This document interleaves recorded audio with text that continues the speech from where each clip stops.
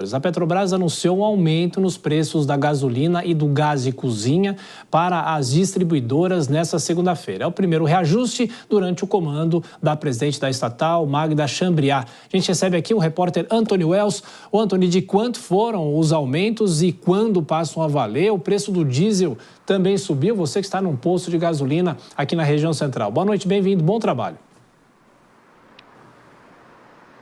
Fala, Thiago, tudo bem? Boa noite para você, boa noite para todo mundo que está acompanhando a gente aqui no Jornal da Jovem Pan. A gente está falando do primeiro ajuste de 2024, né? E são alterações aí no preço da gasolina e do gás de cozinha que passam a valer a partir de amanhã, terça-feira, dia 9 de julho, para responder a sua pergunta.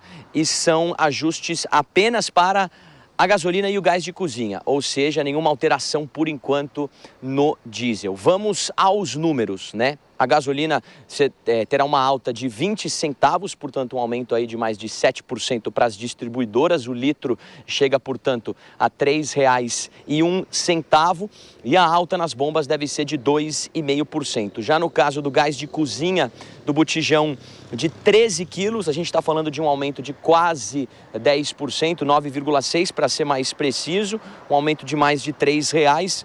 Então, esse botijão de 13 quilos vai custar R$ 34,70. No caso da gasolina, o último ajuste foi em outubro do ano passado, uma redução. O último aumento foi em agosto.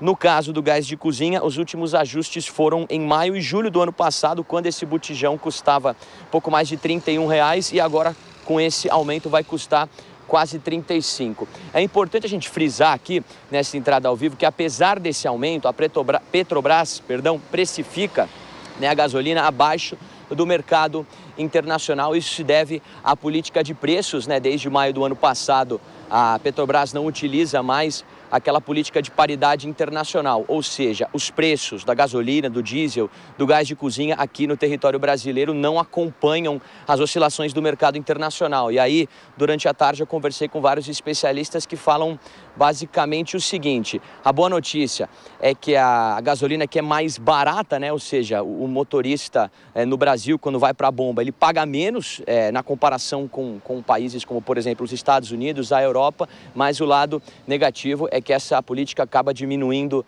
o lucro das empresas e a competitividade também no ramo, né? Essa é a análise aí dos especialistas. A gente está num posto aqui, o litro está 5,77, o frentista falou que já a partir de amanhã o aumento por aqui será de no mínimo 15 centavos, viu? Volto com vocês. É isso, então amanhã, no caso aqui em São Paulo, feriado com o aumento dos preços. Antony Wells, bom trabalho para você, até mais tarde. Nelson Kobayashi, lembrando que esses são os preços anunciados de reajuste para as distribuidoras. Na prática, no dia a dia para o consumidor, isso pode ser ainda mais alto e, além do impacto para o consumidor, tem um impacto político, já que é o primeiro repasse de Magda Chambriard como presidente da Petrobras? Cria algum tipo de mal-estar com o governo? Não necessariamente. Geralmente, no começo de uma gestão, há ali um crédito, né?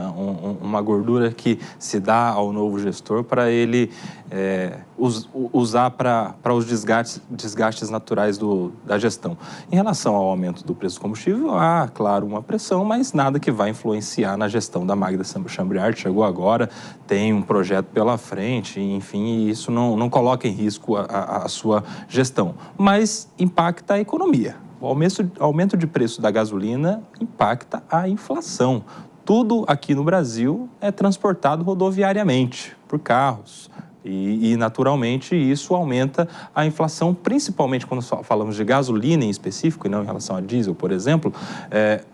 O aumento da gasolina impacta na inflação dos serviços, né, que são os veículos utilizados dentro dos territórios urbanos. Então, naturalmente, cada impacto desse tem o seu efeito cascata. Aumenta no fornecedor, daí aumenta na boca do combustível, daí aumenta no custo do prestador de serviços e aumenta no preço para o consumidor. E cada um vai aumentando um pouquinho, ou seja, preços mais altos não só na gasolina, no combustível, mas também em tudo que depende do combustível. E Dora, você sabe muito bem que aumento de preço de combustíveis não é bom para o governo de plantão, não é?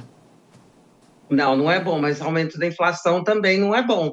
E foi avisado o presidente Lula que aquelas declarações dele contribuiriam, claro que não é o único fator, mas contribuiriam para o aumento da inflação. E está aí para o aumento do dólar, porque não tinha a menor condição, por mais que a Petrobras tenha abrasileirado os preços e abandonado a política da paridade internacional, não há como a empresa se manter com a alta do dólar disparando, com o dólar disparando, e ela manter os seus preços no mesmo patamar.